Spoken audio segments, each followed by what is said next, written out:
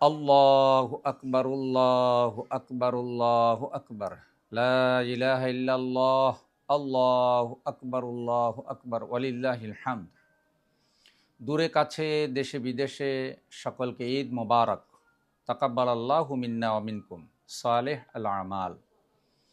এবারের রমাদান আলহামদুলিল্লাহ সকল রোজাদার ভাই বোনেরা অন্য রমাজানের তুলনায় কিছুটা ভালো কাটিয়েছেন, ফেরেশানি মুক্তভাবে ইবাদত করেছেন।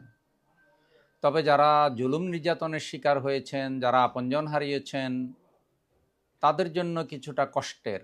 এবং মধ্যপ্রাচ্যে আমাদের সেই পবিত্র ভূমি ভাইয়েরা যারা রক্ত দিচ্ছেন, যারা তাদের এই পবিত্র ঘর এবং পবিত্র এলাকা স্বাধীন করার জন্য জানমাল বিলিয়ে দিচ্ছেন, আল্লাহ তাদের শহীদ হিসেবে কবুল করুন এবং এই পবিত্র ভূমিকে আল্লাহ তাআলা স্বাধীন করে দিন এবং তাদেরকে আল্লাহ তাআলা ঈদের পরিপূর্ণ আনন্দ উপভোগ করার তৌফিক দান করুন।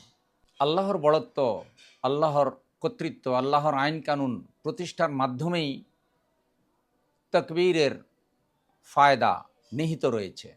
শুধু আল্লাহু আকবার, আল্লাহু আকবার এভাবে বললাম, আর অথচ আল্লাহর বড়ত্ব, আল্লাহর কর্তৃত্ব, আল্লাহর আইন কানুন এবং জীবনের সকল ক্ষেত্রে আল্লাহর প্রশংসা আদায় করার এবং সকল ক্ষেত্রে আল্লাহর প্রশংসার বাণী কার্যকর করার কোনো উদ্যোগ নিলাম না, তাহলে ঈদ উল ফিতরের এই তাকবীরের চেতনা সফল হবে না, সার্থক হবে না।